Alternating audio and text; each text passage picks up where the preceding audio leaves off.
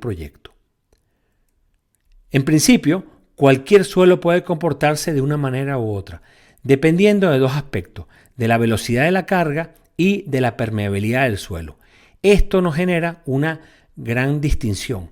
En principio, tenemos que entonces separar los materiales entre materiales gruesos y materiales finos, y ambos separados de una forma muy clara. ¿Por qué? Porque los materiales gruesos, compuestos por arenas y por gravas, y los materiales finos, compuestos por materiales de tipo de limos y arcilla, tienen una permeabilidad muy distinta. Los materiales gruesos tienen una alta permeabilidad, mientras que los finos tienen una baja permeabilidad. De la misma forma, a los materiales gruesos los consideramos normalmente drenados y los materiales finos los consideramos normalmente no drenados. No obstante, si la velocidad de carga es muy rápida, puede haber algunos materiales gruesos cuya permeabilidad haga que se comporten como materiales no drenados. Habiendo hecho esta salvedad, seguimos adelante.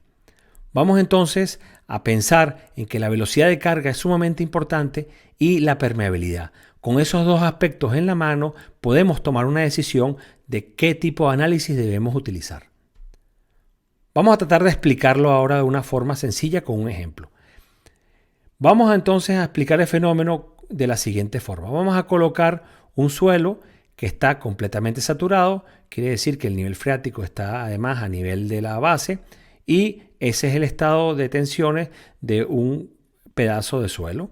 Ese suelo está en equilibrio, con lo cual tenemos la condición de reposo y como está en equilibrio tranquilamente, está por debajo de la línea de falla. Entonces, si el suelo es drenado y puede fluir el agua libremente, al colocar una zapata aumenta la tensión vertical y horizontal, con lo cual el círculo de Mohr aumenta de diámetro y se desplaza a la línea hacia el lado derecho. Entonces, por la naturaleza de este tipo de materiales drenados, este suelo cumple con unas características muy interesantes. La transferencia de la carga del exceso que se produce por la zapata va directamente a los granos del suelo. Y aquí, entre el círculo de Mohr último de ese material y la distancia a la línea de falla, es lo que denominamos vulgarmente como factor de seguridad. Vamos a aplicarlo desde otro punto de vista.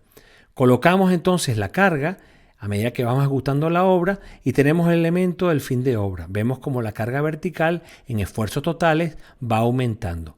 A partir del fin de la obra, la carga no cambia, con lo cual tenemos una línea horizontal.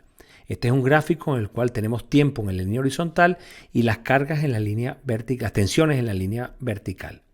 Ahora, la presión de poros, como el material es drenado y fluye libremente, se mantiene constante.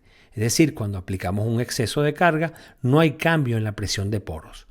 Por lo que el material recibe toda la carga en sus elementos de particulados que están dentro y el estado de esfuerzos aumenta con el tiempo hasta que llega a la línea horizontal. Como vemos, este es el comportamiento típico de un suelo drenado, que el agua puede abandonar sus poros libremente. Vamos ahora a ver el otro caso en el que tenemos un suelo, iguales condiciones, nivel freático, grado de saturación igual a 1 y en este caso es no drenado. Vamos a hacer el mismo ejemplo, vamos a colocar su círculo de Mohr y vemos el estado de reposo de ese material. Si nosotros colocamos entonces una zapata y la construimos suficientemente rápido, ocurre que el círculo de Mohr se desplaza hacia la derecha, pero no aumenta de diámetro. Y eso ocurre porque toda la carga en exceso es recibida por el agua. Vamos a explicarlo de la siguiente forma. En el caso no drenado, tenemos aquí la carga de la ejecución de la obra y vamos a llegar al momento de la fin de la obra. Este diagrama es igual que el anterior para que puedan comparar uno con otro. Cuando nosotros colocamos la carga, esa carga es totalmente absorbida por el agua, con lo cual la presión de poros aumenta y al aumentar, como no puede fluir esa agua fuera de ese elemento, no hay cambio en las tensiones efectivas, con lo cual en ese periodo de tiempo ese material se considera no drenado. Ahora bien, a partir de que el material entra completamente en carga y llega el momento de que no colocamos más carga, esas tensiones de poros se tienden a disipar y con el tiempo se equilibran, con el cual pasamos a la condición drenada y normalmente el cambio de presión de poros suele ser igual al cambio en las tensiones efectivas. Entonces, a largo plazo, todos los materiales se comportan como materiales drenados. Es en el corto plazo y por efecto de la permeabilidad que no lo hacen.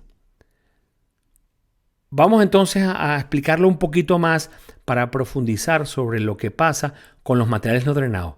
Imaginémonos que nos tomamos 3 muestras de un material que tiene la misma estructura, que está a las mismas condiciones, y hemos extraído 3 muestras, las llevamos al laboratorio para hacerle un ensayo de compresión triaxial, sin un ensayo C de confinado no drenado.